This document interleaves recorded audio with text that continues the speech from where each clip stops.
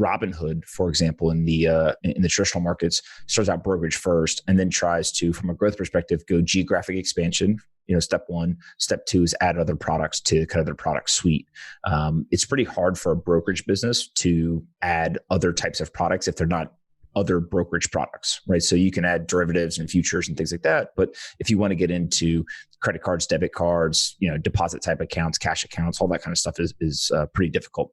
If you compare that to like a Square starts out with deposits and payments. They then end up adding crypto. They add cards. They add, P2P payment product. They've added fractional shares or kind of their own brokerage business. Like deposits and payments seem to be kind of a stronger place to start if your goal is to have a very robust product suite.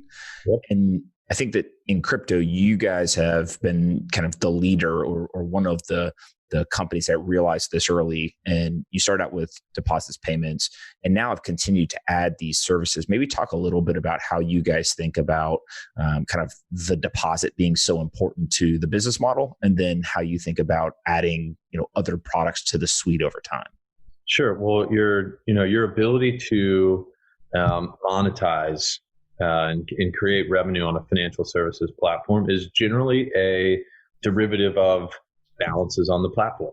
So if you have more customers who are holding more assets on your platform, then you have a better chance of being able to make money off of those assets. So it's kind of it's always a game about getting balances and then figuring out ways to monetize those balances, which intersects with enabling your customers to do more things with them or launching more products.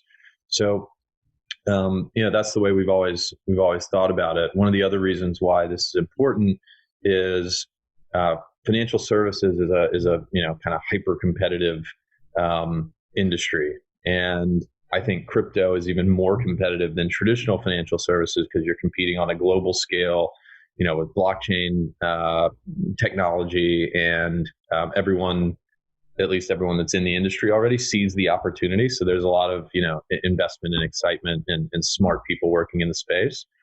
And so, we believed from really early on that a core part of our strategy has to be constantly releasing new products that add value for our clients so that, one, you can add monetization into the platform from these balances that, should be growing.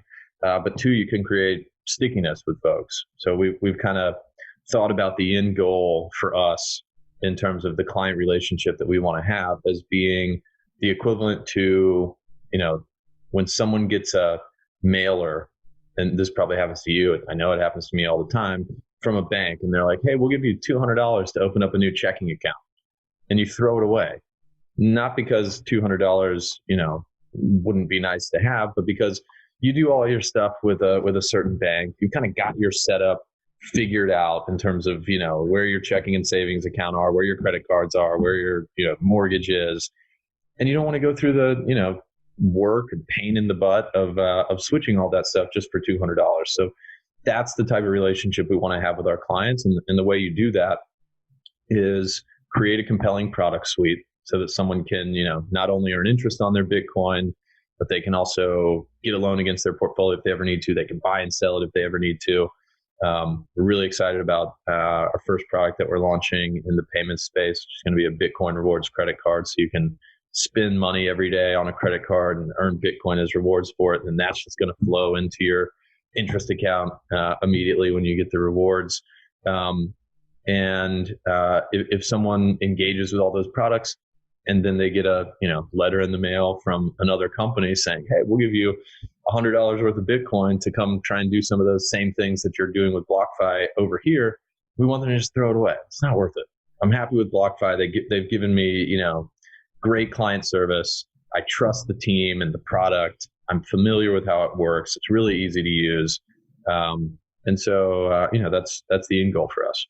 Yeah. And one of the things that has been really interesting for me to see is this default digital currency world that you've created. So when somebody brings money into the system, it doesn't sit in cash ever, right? It sits in a stable coin.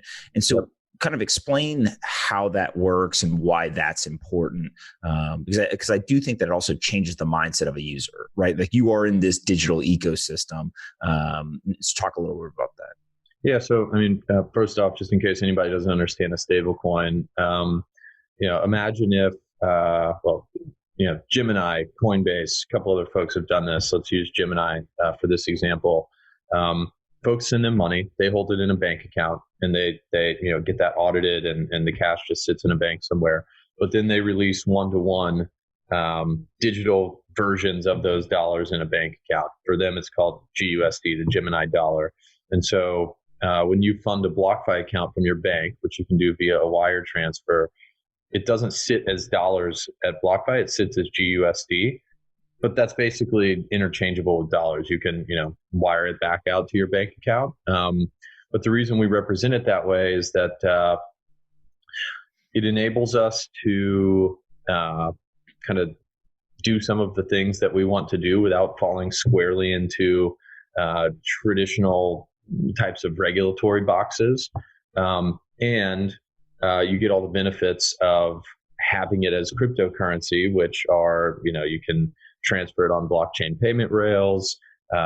You're, taking part in this new ecosystem, and it is a little bit different than just holding a dollar in a bank account, but in ways that are largely positive.